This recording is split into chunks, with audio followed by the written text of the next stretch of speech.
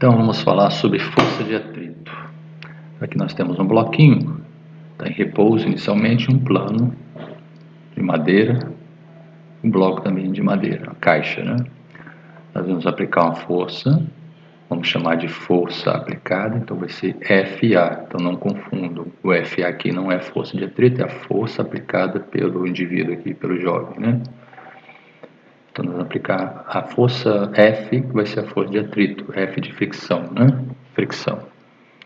Então você vai ter que a força FA para a direita é a força aplicada e a força contrária é a força de atrito. Então vamos começar aplicando aqui uma força aqui em torno de 60 newtons, né, aproximadamente.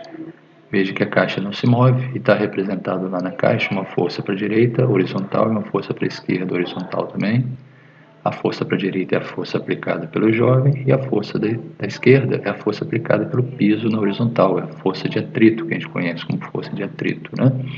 É que ele chamou de FF. O FA, novamente, é a força aplicada. Vamos aumentar a força aplicada. Veja que à medida que aumenta a força aplicada, a força de atrito para a esquerda também aumenta. E elas têm o mesmo valor. Por quê? Porque o bloco está em equilíbrio. Então, à medida que eu aplico a força, né, o rapaz aplica a força de atrito se mantém no mesmo valor. Eu não consigo tirar o bloco da posição. Okay? Então, a força de atrito é capaz disso. Então, a força de atrito ali funciona como se fosse uma espécie de cola, né? Como se tivesse uma cola ali entre a caixa e o piso de madeira e que não deixa a caixa sair do lugar. Então, agora vamos aumentar a força aplicada, então FA para a direita é a força aplicada e a caixa continua parada. Veja que as duas forças têm o mesmo valor, né? Teria que medir ali, né, cada uma delas para saber, mas visualmente dá para perceber que elas têm o mesmo valor. A caixa está em repouso, portanto, a soma das forças tem que ser zero. Então, tanto na vertical quanto na horizontal, a soma das forças dá um resultado nulo. Vamos aumentar um pouco mais para ver o que acontece. Então, à medida que eu estou aumentando a força aplicada, força que o garoto aplica, a força de atrito também está acompanhando. Essa força de atrito é chamada de força atrito estático. Repetindo, força de atrito estático.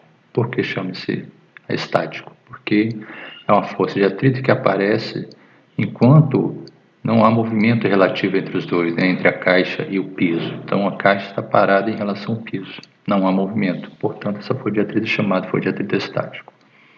Porque também existe a força de atrito dinâmico, ela aparece quando a caixa estiver escorregando sobre o piso de madeira. Vamos aumentar para ver o que acontece. Então, você está vendo que à medida que eu estou aumentando a força aplicada para a direita, a força de atrito também está aumentando. Então, a força de atrito está conseguindo sustentar a caixa parada, apesar do jovem estar empurrando com a força de 450 newtons aproximadamente. A caixa não se move, está em equilíbrio. Então, a soma das duas forças, a de atrito mais a força aplicada, resultam em uma força nula, né? Um resultado nulo. Será que tem um limite? Vamos aumentar, né? A gente já sabe da prática, né? Da experiência cotidiana, que vai chegar uma hora que o jovem provavelmente vai conseguir empurrar, vai tirar a caixa do lugar. Então vamos ver, vamos aplicar uma força maior, se o jovem, opa, a caixa se moveu. Então você percebe desse experimento, né, simulado, que a força de atrito estático, ela tem um valor limite, né? Ela vai conseguir sustentar essa caixa parada até um determinado valor, olha só, vou aumentando, a caixa está parada, né, a força de atrito aumenta à medida que aumenta a força aplicada, mas chega um momento que o garoto consegue vencer a força de atrito estático. Por quê? Porque a força de atrito estático vai atingir o seu valor máximo, para esse caso aqui, e o garoto aplica então uma força maior que esse atrito estático máximo e consegue vencer.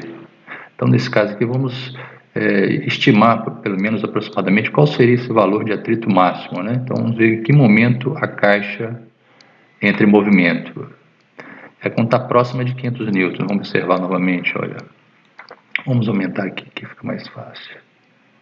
Então, estamos aumentando a força, 360, 417, ó, até 450 não está se movendo. Ó, 470, 486, ó. Até 486, né? A caixa se manteve parada. Então, em torno disso, em torno de 487, né? A gente não sabe exatamente como é que deu um salto ali, mas a força de atrito não conseguiu atingir valores de 500 newtons, por exemplo, né? Porque com 497 a caixa já se movia. Então, a força de atrito máxima aqui deve estar entre 480 e 500 newtons, né? Por aí, aproximadamente. Vamos tentar fazer de novo aqui, a gente já sabe que está em torno de 480, ó, 480 não se move, vamos aumentar um pouquinho, 90 ele já se moveu. Então, entre 480 e 490 é o valor mais da força de atrito, né? Então, você sabe que a força de atrito estático tem um valor máximo, ok?